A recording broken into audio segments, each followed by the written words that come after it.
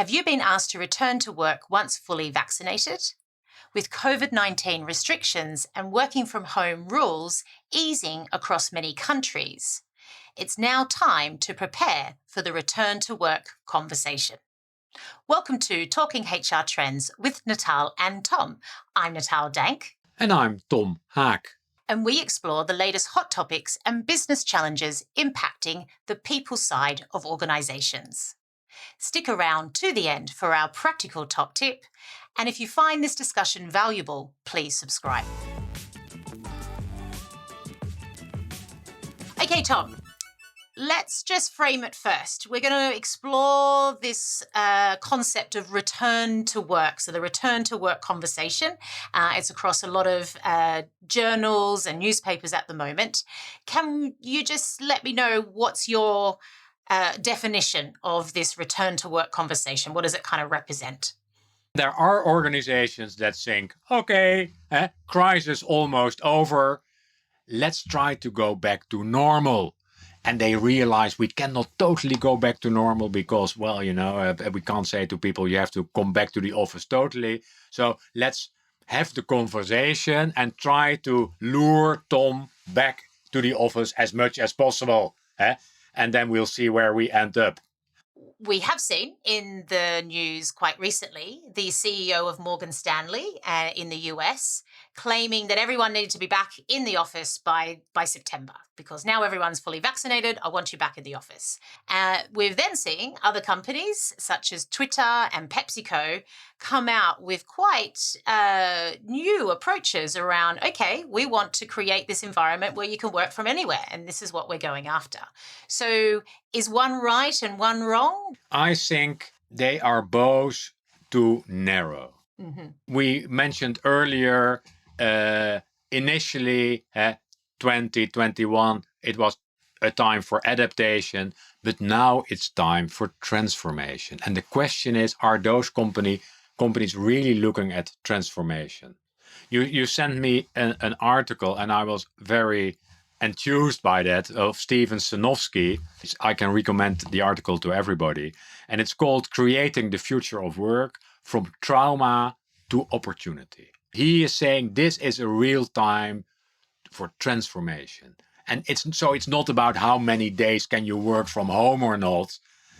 It's about how can we really transform the ways we are working.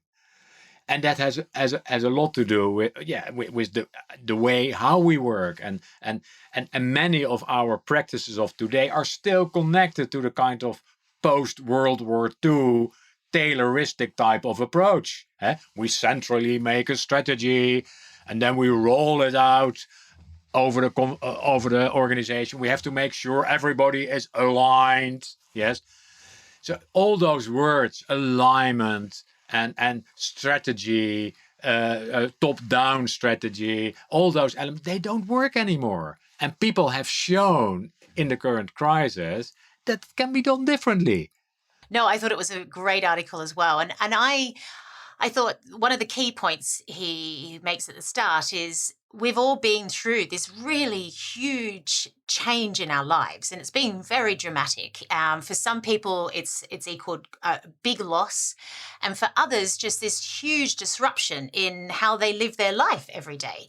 And we can't underestimate the impact that that's have. And also through that, we have created whole new ways of getting work done, and this means we've got the transformation in action. So even to think that you can go back to the old is kind of limiting in many ways. And actually, you're maybe missing out on the opportunity of how you could take your business in a new direction. So that's that anti-fragility concept, isn't it? How do you take advantage of crisis in the moment? And don't try to put people back in their cage. Yes, yeah. As you say, people have shown that they were able to solve problems on their own and with their team at the front, without instructions from headquarters.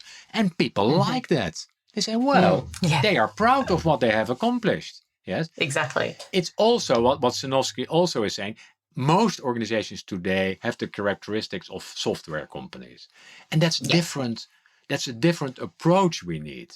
I not in his article, but elsewhere I read about the how advertising has changed. And that's a good Mm. example. Advertising in the past was, you are my client, you gave me a briefing, and then I worked with my team on a super proposal. I came to you with our design, and you said, well, I don't like that. I came back. So a lot of preparation, and then we would shoot the commercial or whatever, or the print Yes. campaign, and then it would run.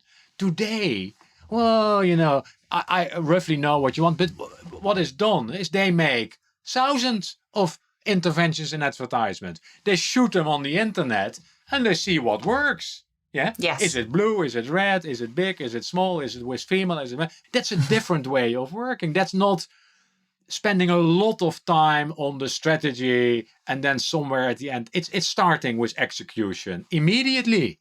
Yeah. Developing products, developing services.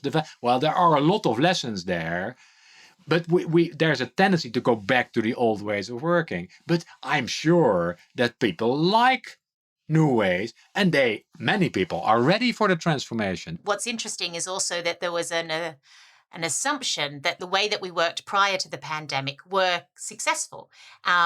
We already know, and we've talked a lot about this, that a lot of the trends we're seeing now have simply been accelerated by the pandemic. It was already happening. So this more kind of traditional waterfall cascading down of strategy and goals was actually not responsive enough to the market, was it? And this means that actually this is about taking an opportunity to know how to be the best in the market. So I think the example you just gave makes me think of the car industry at the moment. So in the article, it's about the product mindset and designing for the market, not just designing for something to last. And so if we think about cars for a long time have just been kind of different ways of presenting the same version of a car. But we've now got electric cars coming on, and a company like Tesla is actually thinking about what is the product that I'm putting out there. It's totally different, and I'm going to work on how do I fix a problem in society and what people need from that, as opposed to just thinking about how do I keep my car kind of catalog going. So it's a really different way of coming into the market. And that's not super new, because I remember in the days I worked for Philips. Then Sony launched the first Walkman, if people still know what the Walkman is. And then the engineers at Philips, they opened the Walkman, they unscrewed the Walkman, and then everything splashed out. Yeah, the Philips engineers were laughing. They said, "Well, you see, this is a lousy product. It doesn't even really fit in. We can do it more perfect." But while they were working on the perfect Walkman, Sony was moving up the learning Mm-hmm. curve. The first Yeah. one was maybe not perfect. The second one, that was already in those days. The lesson: start delivering to the market, experiment and see what works and does not work. We cannot talk too long about it today, but there are big implications for HR. Because even if you just take that mindset, so in the article it's called building in public, but also listening to your customers, doing A/B testing, so iterating, experimenting with your people in real time.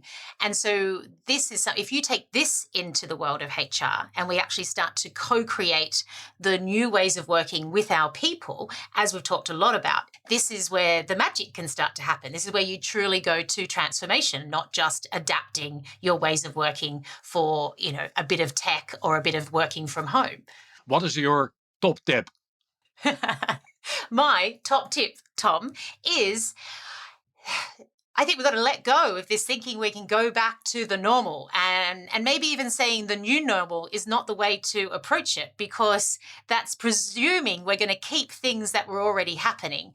So you've got to embrace the emergent, get comfortable with the concept of experimentation, real time with your people, and in particular, perhaps even let go of the idea of what the employee has stood for up until this time. Thanks today, Tom, for your great insights and discussion. I'm as excited as you are, and I think a big message from the article was this idea of optimism and aim to get things done, get into problem solving and be optimistic of where you can go from here. And if you have that attitude, you really can achieve some great outcomes. This is Talking HR Trends with Natal and Tom. If you found this discussion valuable, please subscribe.